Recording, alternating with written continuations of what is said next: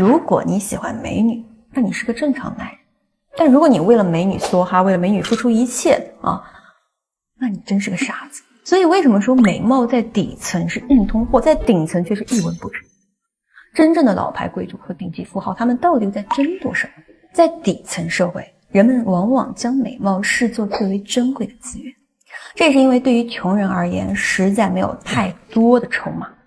所以就拿底层的女孩子来说吧，既没有家世背景，又缺乏高的学历，更没有可利用的资源，那么这张脸仿佛就成为了他们改变命运的唯一希望，对不对？于是他们就会不遗余力地鼓捣这张脸啊，将其当作通往上层社会的一个入场券。在他们所处的这个世界里呢，美貌一般就能换来什么？他人的关注、发展的机会以及实打实的变现。然而这恰恰凸显了底层思维的一个可悲之处。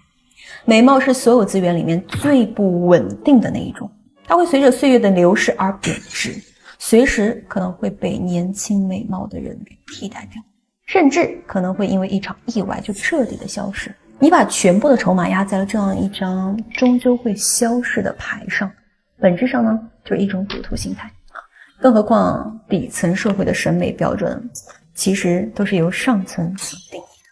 而且这些标准呢每隔几年就会发生变化，底层的人呢就会像追逐风的傻子一样啊，今天为了迎合标准去整这里，明天又去调那里，永远都在追逐一个自己根本就无法企及的标准。而上层社会对于美貌的看法是截然不同的，在他们的眼中，美女并非稀缺资源，不过像是一瓶好酒、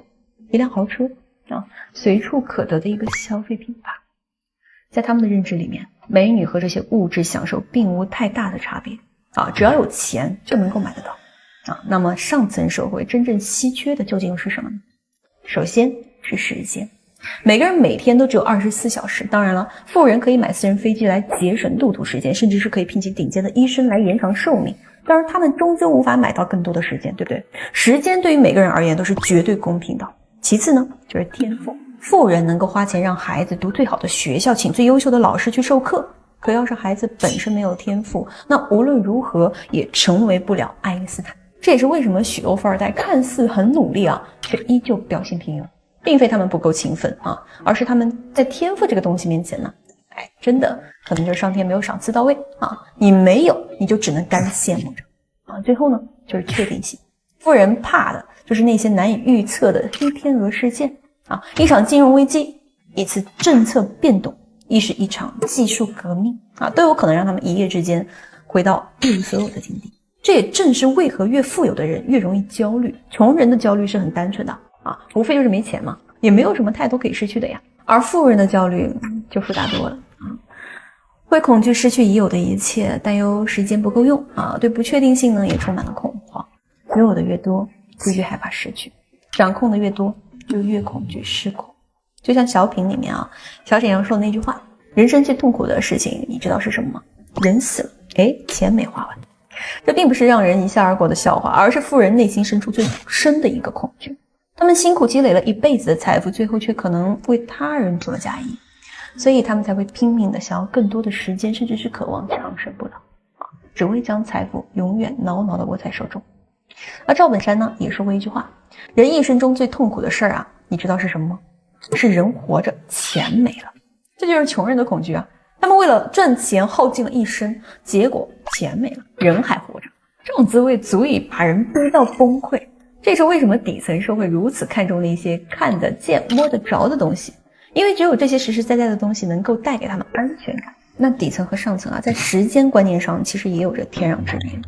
底层的人呢，往往是活在当下的，秉承着今朝有酒今朝醉的一个心态，而上层的人呢，则是着眼于未来，甚至要考虑3代以后的事儿。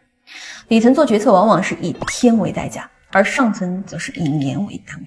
这种时间感的差异导致了两者截然不同的一个行为模式。就拿择偶这件事来说，底层男人找老婆首要标准就是漂亮身材好，中层男人找老婆呢会考虑女方的学历和家境，而上层男人找老婆则更看重的是基因以及他的一个自身内在，以及他的一些能给家族带来的品质，或者说他的家族背景，对不对？他们当然也会喜欢美女，但只是为了基因层面。如果你空有美貌而无其他优势，他们是不会多看你一眼的。因为底层男人追求的是当下的满足感，而中层男人需要的是能够助力生活的伴侣，而上层男人想要的呢，是家族的延续、优秀的基因传承、强大的家族联盟，以及能够传承100年的教育理念。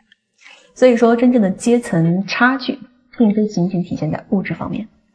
更是在于对资源的认知的差异啊。底层认为无比稀缺的东西，在上层看来是随处可见的，而上层觉得稀缺的事物，底层呢，甚至根本意识不到其重要性。这种认知上的错位，才是穷人与富人之间永远无法跨越的鸿沟。还是那句话，关注交割，不讲情感，带你识人性。咱们下期见。